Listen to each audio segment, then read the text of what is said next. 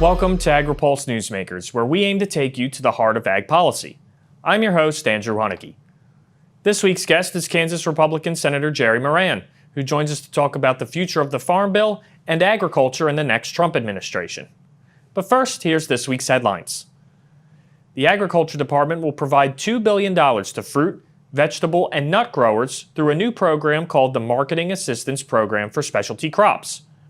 The program will help specialty crop growers maintain a strong domestic supply and expand market opportunities for their crops. The department plans to take applications starting in December. Some people in the food, nutrition, and agriculture industry are concerned that Robert F. Kennedy Jr. could affect the upcoming dietary guidelines for Americans and the FDA's healthy foods definition. Kennedy was nominated by President-elect Trump to lead the Department of Health and Human Services. Trump has said he would allow Kennedy to go wild on food issues, but it's unclear how much influence Kennedy will have. He will oversee FDA, the Centers for Disease Control and Prevention, and other agencies. FDA regulates about 80% of the U.S. food supply, as well as animal feed, animal drugs, and animal biotechnology. USDA oversees the safety of meat and poultry. And finally, lawmakers are thinking about adding some Farm Bill elements, including new funding for commodity programs and crop insurance premium reimbursements, to an end-of-the-year aid package. There are also talks about possibly using unspent funding from the Inflation Reduction Act to permanently increase funding levels for Farm Bill conservation programs. There's concerns that passing a full Farm Bill may even be harder to do next year because of the impact of market downturn on the cost of boosting commodity programs. We asked Senator Jerry Moran how important it was for these provisions to be added into the package. Well, of course, we're in very preliminary stages, but the form is beginning, I think, to take shape. Yesterday, we had a hearing in the Senate Appropriations Committee on disaster issues broadly, but agriculture was a significant component, and our Approps Committee has a lot of farm state members. Senator Hoeven, Senator Boozman, myself, Senator Fisher, Senator Hyde-Smith, all talked to USDA officials about the importance of disaster assistance being included. It appears to me that it's going to take the form of ERP, and I can assure our viewers that we're absolutely committed to making sure that this ERP payment is one that is actually beneficial to producing farmers. And so what I would expect is that we'll have additional hearings and working sessions within the Appropriations Committee. I know that the House and Senate, at least Republican leadership of those two committees, have talked. It appears to be zeroing in on an agricultural disaster amount of about $24 billion. And my guess is this will be related to the losses that are demonstrated by crop insurance indemnity payments. And we'll be back in a position in which we're adding to those payments based upon this formula that allows us to get disaster assistance to farmers across the country. I'd like to get your thoughts more on the Farm Bill. The bill is essentially dead for this year, but I do want to ask, is it going to be hard to pass a Farm Bill next year too? We know Republicans are going to have a very thin margin in the House next year. Some experts are saying it's going to be even more expensive to increase reference prices. Just want to get your thoughts on that. Well, I think though it's going to be difficult. I mean, we've seen this year the starts and stops and the resulting failure to get this done. One of the reasons that we need disaster assistance payments is because the failure to pass a Farm Bill. The indemnity payments of Title I under the Farm Bill is not available. And even if it was, it's so late now that those payments would occur too late to be of help to farmers who are hanging on in many instances by thread. I mean, this is a real disaster. This is not something that's made up, and it's not election year politics in which we're trying to figure out how do we help farmers who don't need help. This is about a real serious thing. I think the Farm Bill will be difficult as usual. I would guess it would take more money. We're hoping to find more baseline dollars to make the Farm Bill easier to write. But we also know that Senator Boozman will be the chairman of the Agriculture Committee in the Senate, and such a perfect person to work with others to get it accomplished. The administration will be helpful. President-elect Trump was elected in broad ways in rural America. And I would also expect just politically the Democrats would be looking for ways in which they can regain their political strength in rural parts of the country. We'll be right back with more from Senator Jerry Moran right after this. Regenerative poultry production is a process by which nature can actually recapture and restore the energy that is being taken out of a space. Farm Credit helped Rahi build his dream of regenerative poultry farming and encouraging fellow immigrants to find community in agriculture. Nothing beats a farm. I'm just pursuing happiness. Learn more at farmcredit.com/beginning.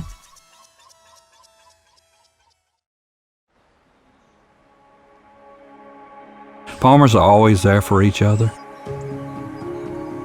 We shed tears together, we celebrate together, but we also grow together. Farm Bureau is the largest general farm organization in the country. We have the farmers' back. If you're a farmer and you're not a member, we would welcome you into our Farm Bureau family. And if you want to know more about agriculture, come be part of this great family. Welcome back. There's about a month left before the end of lame duck. We asked Senator Jerry Moran if there'd be less pressure on Congress to pass a new farm bill if the disaster aid package is passed in December. I think not. The aid package, I spent the month of August and the month of October basically in Kansas, traveling the state. I put more than 5,000 miles on my truck both of those months, and the circumstances that farmers face disaster-wise are real. And, we're always trying to get away from ad hoc disaster assistance. A good farm bill potentially eliminates the need for future ad hoc disaster programs. It increases the importance. And I tell you that the circumstances, the farmers that have been in my office that come to Washington, D.C., the farm implement dealers, we have a lot of implement manufacturers in Kansas. Those circumstances really are playing out throughout the rural economy. And I think that disaster payments are separate and don't have a significant or serious consequence toward getting a farm bill completed. I want to get your thoughts. How do you think this incoming Trump administration is going to be different from his first term when it comes to agriculture? Well, that remains to be seen clearly. But I do know that the President Trump, has shown strong support for agriculture, for rural communities, for farmers and ranchers, and I expect that to be the case once again. And what I would say is that we need to know who the Secretary of Agriculture is, and that is, at least at this point, to me, is certainly unknown. I know President-elect Trump has been steadfast on tariffs. He's remained steadfast on the point that he's going to impose these across-the-board tariffs, particularly on China. Do farmers have a right to be concerned that this could lead to another trade war? Well, it is a concern. Agricultural exports matter. What we produce more in the United States than we can sell at home. We need to find more markets, renewable fuels. We need to find more export opportunities. It seems to me this administration, the Trump administration in this round, is going to be focused on the bilateral trade agreements with other countries. And there are a couple that are outstanding that have been worked on in the past, but not concluded. And we'd encourage that. But we need to be careful how we apply tariffs to make sure that we don't have retaliatory consequences and loss of markets. So this will be an ongoing conversation. And we know President-elect Trump has nominated Robert F. Kennedy Jr. to lead the Department of Health and Human Services. A two-parter for you here. First off, will you support his nomination? And then what do you tell your constituents who may be worried about his views on issues like the use of farm protection products and the use of soybean oil in food? I have intentionally not taken a position on any of the nominees until they actually come before me, in some cases in a committee and otherwise on the Senate floor. And we'll see how those attitudes and approaches of those nominees develop through Senate hearings and the confirmation process. But it will also give us an opportunity to have conversations with those nominees about the things that are important to our constituents and the things that matter at home. So I think this process needs to play out. The confirmation hearings need to occur.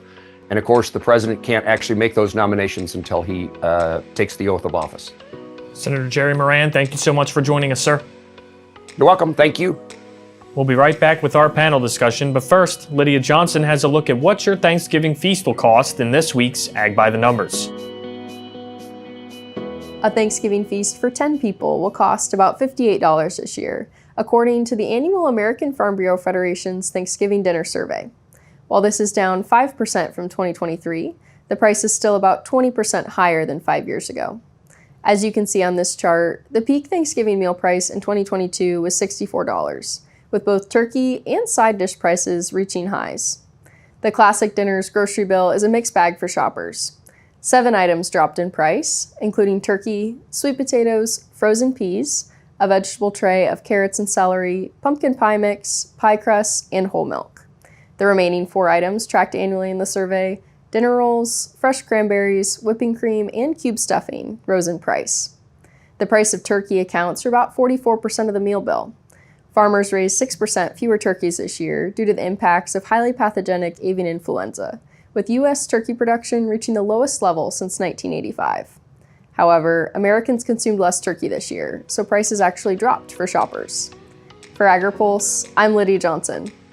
Elevate your game and set your sights on Denver for the 2025 Commodity Classic with technology that moves faster than fluctuating markets and information as important as $1 million rain. Commodity Classic is designed for growers of all kinds, where you'll broaden your horizons as you improve yield and ROI 1 bushel at a time. Take your operation to new heights and join us for Elevating Excellence in Agriculture, March 2nd through 4th in Denver. Learn more at commodityclassic.com. Don't miss the must-attend policy event of the year. Register now for the 2025 Agri-Pulse Ag and Food Policy Summit. Hear from the diverse players who are trying to navigate taxes, trade, and technology as we dive into what's ahead for food and agriculture. The summit takes place on Monday, March 17th at the National Press Club in Washington, D.C., and through our virtual experience. View the agenda and register today under the Events tab at agripulse.com. Welcome back to Agri-Pulse Newsmakers, where this week's panel is going to be focused on the Farm Bill and some of President-elect Trump's new appointees. We're joined today by Aaron Shier with the National Farmers Union and R.J. Karney with the National Association of State Departments of Agriculture. Appreciate both of you gentlemen for joining us today. And Aaron, I wanted to start with you first. Lawmakers are making the case for a year-end package that would include ag disaster aid as well as assistance for farmers who've been hurt by the decline in commodity prices. What do you hope to see in that package? We know those conversations are going on, but I hope that right now we don't lose sight that America's family farmers and ranchers, what they really want and need right now is to pass a 5-year farm bill, and they need that certainty. They need that stability, and we need a bill that strengthens disaster assistance and the farm safety net, provides robust voluntary conservation, and also makes markets more competitive and fair. We have a House bill, and even more recently, we know we have a Senate bill. So now's the time to get this done. That said, we know the congressional calendar is not favorable to that scenario, and that some members are turning their attention to a short-term package. And we understand that, and if that's the route Congress goes, we absolutely do need robust relief. We welcome the disaster relief announcement from the administration, the request that just came out this week. And the natural disasters in recent years have been absolutely devastating to crops, livestock, infrastructure, and to our rural communities. So we absolutely need to be looking at disaster assistance. And we're glad they're taking a look at the economic assistance, if you will, side of things. Two, we know the economic conditions are rough, that commodity prices are down, that input costs remain high, interest rates are high. So short of a 5-year farm bill, I think that the conversation is generally on the right track. And if we do head the route of an extension, that disaster assistance and economic assistance will be an important part of that. And we need to make sure family farmers and ranchers go into next year on solid footing. And RJ, I'd like to bring you into the discussion, sir. If Congress is able to come up with this funding for farmers now, do you think that's going to make it more difficult for them to pass a new farm bill next year? If there is an extension, and we are talking about a 2025 farm bill, I really have full confidence that the four corners of the House and Senate Ag Committee with new leadership over in the Senate, and seeing ultimately getting those staffs in place. There's going to be a directive to get a farm bill done, to get certainty and provide farmers and ranchers with that stability for a farm bill. We would like to see that get done earlier in the year, not see it continue to get punted and pushed down the calendar, because calendars, especially with the new administration coming in, are going to fill up quickly.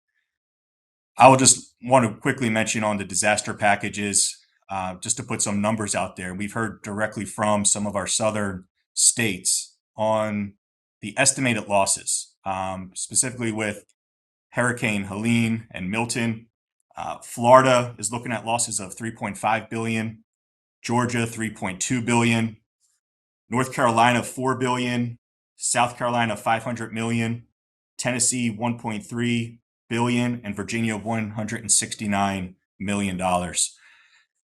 This is a package that we're watching very closely and are strongly engaged with members of Congress in this lame duck session.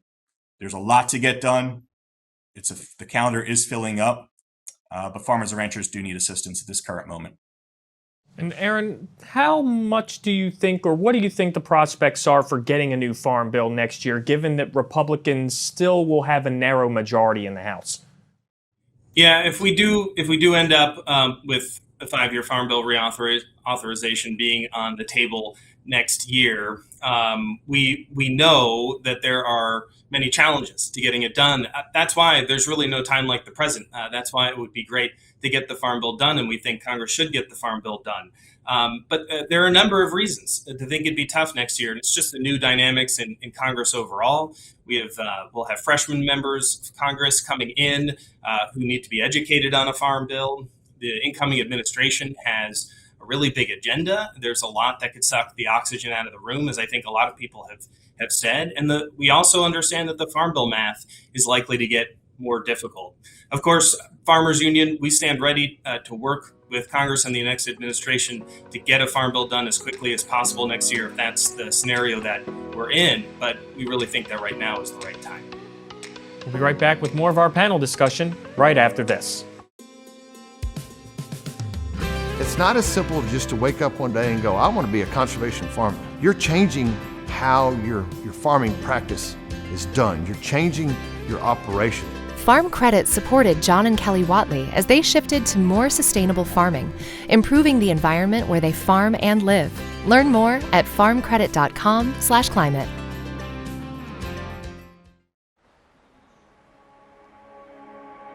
Farmers are always there for each other.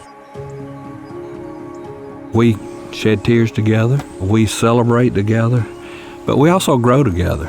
Farm Bureau is the largest general farm organization in the country. We have the farmers' back. If you're a farmer and you're not a member, we would welcome you into our Farm Bureau family. And if you want to know more about agriculture, come be part of this great family. Welcome back. President-elect Trump has nominated Robert F. Kennedy Jr. to lead the Health and Human Services Department. We asked R.J. Karney with NASDA how RFK would impact food and ag policy. I think agriculture at large just have a very strong, robust story to share. Just think about the ag economic impact. Contributes more than $1.5 trillion to the GDP. Employment is more than 15% of U.S. employment. So there's going to be, I think, a lot of conversations. We have to wait for Senate to make all of their confirmations. And NASDA, I think agriculture at large, we're ready to share those stories. We're ready to be at the table, talk about the direct impacts that food and agriculture have, farmers and ranchers, and just have that conversation. From a NASDA perspective, we have a strong relationship with FDA. Work very closely. We really do prioritize and education, prevention with regards to a food safety framework. And when it comes to our state departments of ag, they're the front lines of defense when it comes to food safety. So we really want to empower American farmers with proactive and preventative food safety practices. And that's the conversation we're ready to have with every member, cabinet official, undersecretaries, administrators, whichever office they may eventually hold. We're ready to have that conversation and look forward to it. And Aaron, President-elect Trump selected Wall Street veteran Howard Lutnick to oversee the administration's trade and tariff policy, as well as run the Commerce Department. Do you think that President Trump will continue to move forward with his threats on tariffs for all of these ag imports and possibly start new trade wars? Regardless of who's in what seat and any administrative structure changes that might occur around trade, what's important for us is that the administration takes a measured and cooperative approach to trade. And tariffs on imported goods to China, they were really devastating to many farmers and ranchers when the president-elect during his previous administration put those in place. Farmers lost markets that had taken decades to build, and we just can't have a repeat of that. That said, the next administration, there's certainly other ways we hope to work with them on trade or where we see opportunities. For example, we should have truthful and transparent labeling for products that are coming into the country. And we'd like to see the incoming administration reinstate mandatory country of origin labeling for beef. There's bipartisan legislation out there to that effect and a growing call to do that. So we think there are opportunities around trade, and we look forward to working with the next administration. Wrapping up, one last question for you, RJ. Elon Musk, Vivek Ramaswamy this week outlining ways to make sweeping cuts in federal spending and regulation without congressional approval. Do you think they're going to be able to pull this off, and how could that affect farmers? State Department of Agriculture perspective, and we hold this true, we are, state departments of ag are co-regulators with the federal government. So we will have a seat at the table, look forward to working with the administration across the board on opportunities to build up programs, evaluate programs, but then also share the story of the U.S. farmer, all the benefits food and ag provide to the U.S. economy. And we're going to be ready to share that story with members of Congress and the incoming administration. But our role as state departments of agriculture, that co-regulatory role, is really a main focus that we look forward to working collaboratively with this incoming administration in the years to come. Certainly a lot to be paying attention to with the Farm Bill and how the Trump administration appointees will impact agriculture in the future. Aaron, RJ, thank you so much for joining us. We'll be right back with more Agri-Pulse Newsmakers, but first, Lydia Johnson has a look at nationwide CRP enrollment in this week's Map It Out. Conservation Reserve Program enrollment is heavily concentrated in the Midwest and Plains, according to the USDA Farm Service Agency's October CRP monthly summary. General sign-up closed in March this year, with contracts becoming effective on October 1st. There are currently over 543,000 contracts, with over 300,000 farmers as of October, totaling 26 million acres enrolled. As you can see on this map, Minnesota led the nation in sign-ups by state, followed by South Dakota, Iowa, North Dakota, and Illinois, respectively. Each green dot represents 1,000 acres enrolled. Practices enrolled can vary by state. Nationwide, wetland restoration, grass filter strips, and duck nesting habitat were some of the most popular practices. Program payments are estimated to total nearly $1.9 billion for 2025, averaging about $72 per acre. For Agri-Pulse, I'm Lydia Johnson. Looking closer, seeing further. That's how we do it. At Curious Plot, we're driven to find what's next for agriculture, animal care, and food. We stay curious because that's what it takes to grow understanding. That's how we plot strategies and tell stories that get results time after time. Marketing, communications, and consulting that look closer and see further. Curious Plot. We can't wait to help you tell your story. The Achieving excellence isn't easy. It's reserved for those willing to work for it. Farmers like you who strive for bigger yields and better education. People who settle for nothing less than the very best because you know excellence can only be achieved through hard work, commitment, and perseverance. Take your operation to new heights and join us for the 2025 Commodity Classic Elevating Excellence in Agriculture, March 2nd through 4th in Denver. Learn more at commodityclassic.com. Welcome back. Before we let you go, here's what's on the horizon for the upcoming week. Congress is out of session until the first week of December. USDA's monthly agricultural prices report comes out Friday. And we hope you have a great Thanksgiving with friends and family. We'll bring you a special episode next week with more interviews from the National Association of Farm Broadcasting's annual conference in Kansas City. As always, stay tuned for the latest on this and more at agripulse.com. For Agri-Pulse Newsmakers, I'm Andrew Hunnicky. Thanks for watching. Newsmakers is a production of Agri-Pulse Communications. You can also find our new content on YouTube and wherever you get your podcasts. And don't forget to follow Agri-Pulse and our correspondents on social media to get breaking news and more. For agriculture, trade, food, environment, and regulatory news, your source is agripulse.com.